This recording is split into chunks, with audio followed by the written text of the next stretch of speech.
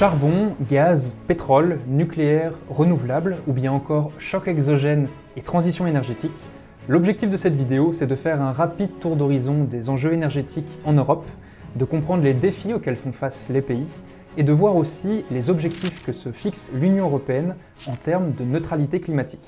Je suis chercheur en politique énergétique au sein de l'Institut Jacques Delors, donc mon objectif c'est tenter de réfléchir à la manière dont on peut aller vers le chemin de la transition énergétique au travers des instruments qui sont mis en place au niveau européen et puis ensuite les décliner au niveau français.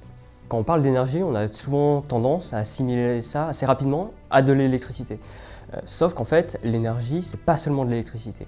Et par exemple, si on prend le cas concret de la France, en France, on consomme 2/3 de notre énergie qui sont des énergies fossiles.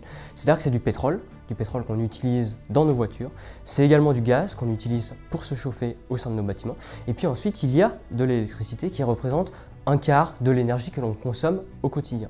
Mais que ce soit au niveau français ou que ce soit au niveau européen, la majorité du mix énergétique est dominée par les énergies fossiles. Et donc il faut faire très attention à savoir si on parle d'énergie ou d'électricité dans le débat que l'on mène à l'heure actuelle au niveau de la transition énergétique.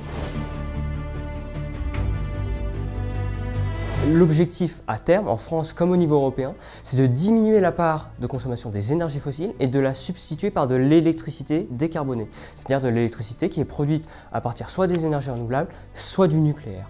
Et donc en fait, on va substituer la consommation de pétrole par de l'électricité. Et donc là, c'est ce qu'on appelle le passage de la voiture thermique à la voiture électrique. On va diminuer également notre consommation de gaz pour se chauffer au sein des bâtiments en passant d'une chaudière à gaz à une pompe à chaleur. Et donc ça va favoriser l'essor de l'électricité. De manière générale, on appelle cela l'électrification des usages.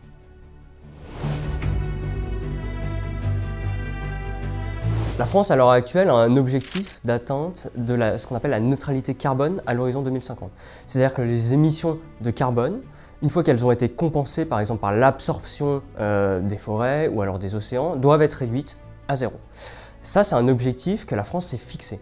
Au niveau européen, on a un objectif un peu plus ambitieux, et il faut faire attention à la terminologie, c'est un objectif de neutralité climatique.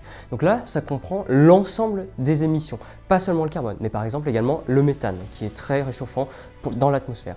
Et donc ça, ce sont des objectifs à l'horizon 2050. Et pour les tenir, pour s'assurer qu'on va y arriver, on a également mis des objectifs à l'horizon 2030. Donc la France s'est dotée d'un objectif de réduction de 40% des émissions de gaz à effet de serre par rapport à 1990 à l'horizon 2030. Un objectif qui a été rehaussé grâce à l'Union européenne qui va passer autour des 50 à 55%. Et donc là, la question elle est comment est-ce qu'on accélère pour tenir cet objectif sur le moyen terme et sur le long terme à l'horizon 2050. Donc l'objectif annuel en France, ça va être tenter de réduire de 5% nos émissions de gaz à effet de serre par an. Les chiffres sont sortis en début du mois et nous disent qu'on est sur une trajectoire à l'heure actuelle pour le premier semestre de 4,2%.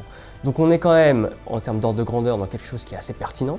Par contre, si l'on regarde un peu plus en détail, on est dans une réduction qui est causée par plusieurs facteurs. D'une part, c'est la crise énergétique. Donc la crise énergétique te pousse à moins produire, désindustrialisation et évidemment à moins consommer. Et après, ensuite, il y a également le fait que les factures d'énergie ont augmenté et donc les gens ont tenté évidemment de diminuer la pression sur les factures et donc ça a diminué évidemment les émissions de gaz à effet de serre. Donc il faut voir si cela sera tendanciel ou sera plus conjoncturel au cours des mois à venir. Globalement, avec le niveau européen qui permet d'uniformiser l'objectif de neutralité climatique à l'horizon 2050, l'ensemble des pays se sont engagés au travers d'une loi européenne, donc avec un statut juridique derrière, à atteindre cet objectif à l'horizon 2050. Certains pays sont un peu plus ambitieux. Par exemple, l'Allemagne veut atteindre l'objectif de neutralité climatique à l'horizon 2045. Et donc après, la question qui se pose, c'est de savoir la déclinaison et de savoir comment l'Allemagne va se donner les moyens de cette ambition. Ce qu'il faut bien comprendre, c'est que l'objectif, il est vraiment très ambitieux pour l'ensemble des États membres. Et on a tout intérêt à coopérer, à partager les retours d'expérience pour faire en sorte qu'ensemble on puisse atteindre cet objectif le plus rapidement possible pour tenter de contenir le réchauffement climatique. Globalement, l'ensemble des pays sont assez d'accord autour de la décennie 2050, puisqu'en réalité c'est ce qui permet de dessiner un scénario qui permet d'une part de concilier la production industrielle et donc l'adaptation du tissu industriel et en même temps éviter d'avoir une transition qui soit trop abrupte. Après, certains pays, notamment les Nordiques, qui ont un peu plus d'avance à la base, vont tenter d'être éventuellement un peu plus ambitieux. Mais ce qu'il faut comprendre, c'est que l'ensemble de l'Union européenne table sur cet horizon 2050. Ce qu'il faut comprendre, c'est que l'Union européenne a été moteur dans cette course à la neutralité climatique. C'est-à-dire qu'une fois que l'Union européenne, qui représente une part importante du PIB mondial, s'est engagée en vertu de la neutralité climatique, on se rend compte que d'autres pays ont suivi. Il y a eu les États-Unis, il y a eu la Chine. Alors la Chine, c'est à l'horizon 2060. Les États-Unis, c'est une fois que Joe Biden est arrivé au pouvoir, avec notamment la réintroduction au sein des accords de Paris.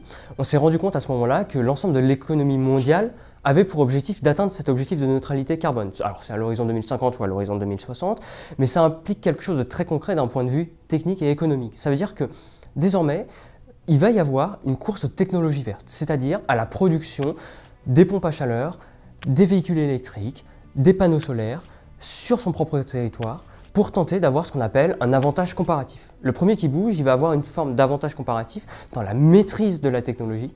Et une fois qu'il aura réussi à maîtriser cette technologie, il pourra non seulement l'installer sur son territoire, et en même temps la vendre à ses partenaires internationaux comme éventuellement la Chine ou les États-Unis. Et donc là, dans cette course à la neutralité carbone, plusieurs pays au niveau mondial se sont mis à déployer des plans massifs d'investissement. Donc aux États-Unis, on a ce qu'on appelle l'Inflation Reduction Act, et au niveau européen, auparavant, au cours des années 2020, on a eu ce qu'on appelle le Pacte vert européen. Le Pacte vert européen, c'est un ensemble de réglementations européennes qui vont modifier la manière dont on produit, la manière dont on consomme, la manière dont on se déplace. Par exemple, la fin de vente du véhicule thermique neuf à l'horizon 2035, elle a été votée au niveau européen. En France, on était sur un horizon de temps 2040. Et donc l'Union européenne, elle impulse un mouvement qui va permettre d'accélérer la transition énergétique. Et désormais, il appartient aux États membres de s'emparer des mesures qui ont été décidées au niveau européen, mais décidées avec l'ensemble des partis, on n'a pas imposé des choses à Bruxelles, pour faire en sorte d'accélérer cela sur notre propre territoire. Ce qu'on a observé au cours des élections européennes de 2019, c'est qu'on avait une plus forte mobilisation, notamment si on regarde la diminution du taux d'abstention, notamment vis-à-vis des jeunes. Et lorsqu'on regarde les enquêtes d'opinion qui ont été réalisées après, l'une des principales mobilisations des jeunes, c'était la cause climatique.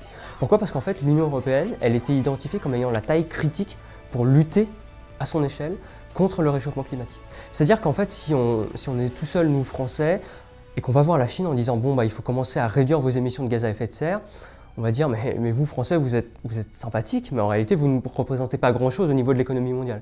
Par contre, si on le fait au niveau européen, à 27, avec un PIB qui pèse au niveau mondial autour des 15%, avec une économie derrière et un marché intérieur qui représente quelque chose de très intéressant en termes de débouchés pour la Chine, si en 2050 on dit nous, nos véhicules, on les veut électriques, si nous on dit en 2050, nos panneaux solaires, on les veut produits à partir d'électricité qui soit décarbonée, et la Chine derrière, si elle veut continuer à nous vendre ce savoir-faire, elle va devoir elle-même décarboner son économie. Et donc c'est pour ça que l'Union européenne, elle est pertinente en termes de taille critique, en termes d'ordre de grandeur, pour pouvoir parler les yeux dans les yeux à la Chine, à l'Inde, aux États-Unis. Et donc en fait, l'Union européenne, elle a tenté de capitaliser sur cette volonté politique exprimée au sein des suffrages, et donc elle a déployé ce fameux pacte vert européen, ce grand plan de transformation de l'économie qui était la nouvelle stratégie de croissance au niveau européen. L'un des enjeux des élections européennes de juin 2024, ça va être de voir comment est-ce qu'on va pouvoir tenter de capitaliser, notamment d'un point de vue industriel, et mettre en avant des mesures pour tenter d'accompagner cette transition énergétique, cette neutralité climatique au niveau européen. L'Union européenne a été confrontée à des chocs exogènes, donc on appelle des chocs de souveraineté. Donc on peut penser très récemment à la Covid ou à la guerre en Ukraine, et puis avant il y avait eu également la crise financière. Une fois que l'Union européenne elle est confrontée à ce genre de choc, il faut voir comment elle réagit. Et ce qu'on constate avec la guerre en Ukraine, c'est que ça a accéléré la transition énergétique. Pourquoi? Parce qu'en fait, on était très dépendant du gaz russe. C'est-à-dire que 40% du gaz que l'on consommait traditionnellement au niveau européen, il provenait de Russie. Et donc là, on a eu, à marche forcée, une stratégie de diversification de ce gaz. Et donc, on a acheté ce qu'on appelle du gaz naturel liquéfié à des partenaires comme les États-Unis ou le Qatar, mais on a également accéléré la transition énergétique. Notamment parce qu'une partie du gaz qui est consommée au sein de l'Union européenne, elle est utilisée pour produire de l'électricité. 20% de l'électricité produite au sein de l'Union européenne, elle est issue du gaz que l'on brûle. Et donc si on accélère le déploiement des énergies renouvelables, eh bien on va pouvoir tenter de diminuer la part du gaz que l'on consomme dans la production d'électricité. Un autre chiffre très flagrant qui est mis en avant par l'IDRI, donc un autre think tank en France, il convient à dire que si on avait tenu nos objectifs de rénovation énergétique des bâtiments en 2008 au sein du Grenelle de l'environnement, donc sous Nicolas Sarkozy, en 2020, on n'aurait plus eu à utiliser du gaz russe en France. Par contre, on n'a pas tenu ces objectifs-là. Et donc, en France, 20% du gaz que l'on consommait, il provenait de Russie. Derrière, ça renforce le narratif qui est nécessaire à l'accélération de la transition énergétique pour rénover les bâtiments, pour développer les énergies renouvelables. Et puis, avec la guerre en Ukraine, s'est développé un nouveau narratif relatif à la sobriété énergétique. Très facilement, on peut définir ça comme étant un changement de comportement qui permet de diminuer notre consommation d'énergie. Et donc, pour des raisons économiques, pour des raisons de soutien à l'Ukraine, on a adopté des mesures telles que par exemple le fait de se chauffer à 19 degrés pour tenter de diminuer notre consommation de gaz et faire en sorte que derrière, on puisse se départir le plus vite des énergies fossiles. Et ça a été aussi voté décidé au niveau européen.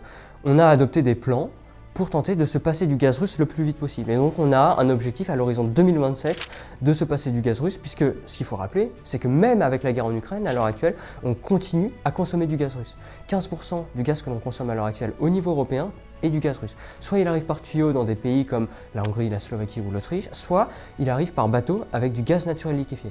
Et ça c'est un peu une forme d'hypocrisie européenne, c'est-à-dire que malgré la guerre en Ukraine, on a augmenté nos apports de gaz naturel liquéfié russe, dans des pays comme l'Espagne, dans des pays comme la Belgique ou comme les Pays-Bas, mais également dans des pays comme la France.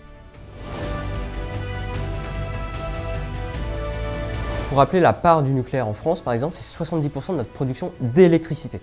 Donc ça veut dire 17% de notre consommation d'énergie finale. En France, l'électricité, elle a été produite grâce au nucléaire principalement, puis ensuite grâce à l'hydraulique, autour des 10-12%, et puis ensuite du gaz, qu'on brûle pour la production d'électricité, et les énergies renouvelables également, telles que le solaire ou l'éolien. Au niveau allemand, un choix a été fait de sortir du nucléaire pour produire de l'électricité, notamment grâce aux énergies renouvelables, et en même temps sortir du charbon. Sauf que par exemple, on s'est rendu compte que pour produire cette électricité 24 heures sur 24, il fallait également recourir aux centrales à gaz. Et donc, à partir du moment où vous avez des problèmes d'approvisionnement sur le gaz, ça pose problème en termes de compétitivité pour l'industrie allemande. Sur le cas français, on a décidé de produire avec de l'électricité nucléaire au cours des années 70, en réaction au choc pétrolier. Donc là, on voulait se départir de la dépendance aux énergies fossiles. On a donc construit des réacteurs nucléaires très rapidement. À l'époque, on pouvait le faire en 5-6 ans. Et la cerise sur le gâteau de ces réacteurs nucléaires, c'était que c'était de l'électricité décarbonée. Donc ça voulait dire qu'en France, en même temps, on décarbonait une partie de notre consommation d'énergie. Par contre, on s'est rendu compte que désormais, pour produire de l'électricité issue des centrales nucléaires, et pour construire ces centrales nucléaires, ça va prendre plus 5 ans, mais environ 15 ans. Le PR de Flamanville est un exemple, c'est-à-dire qu'il y a un surcoût en termes de surcoût économique de l'ordre de 10 milliards d'euros et un surcoût temporel également de l'ordre de 10 ans. Et donc en fait, si on veut lutter efficacement contre le changement climatique, le nucléaire, si l'on prend une décision d'installation et de construction dès aujourd'hui, il ne pourra arriver concrètement en live que autour des horizons 2035-2040. Et donc entre-temps, il va falloir trouver un moyen de produire de l'électricité décarbonée. Et donc là-dessus, il va falloir miser sur les énergies renouvelables. Et en France, on avait souvent eu tendance à opposer l'énergie issue des renouvelables et nucléaire. Sauf qu'on se rend compte qu'il y a une forme de complémentarité entre ces deux types de production d'électricité.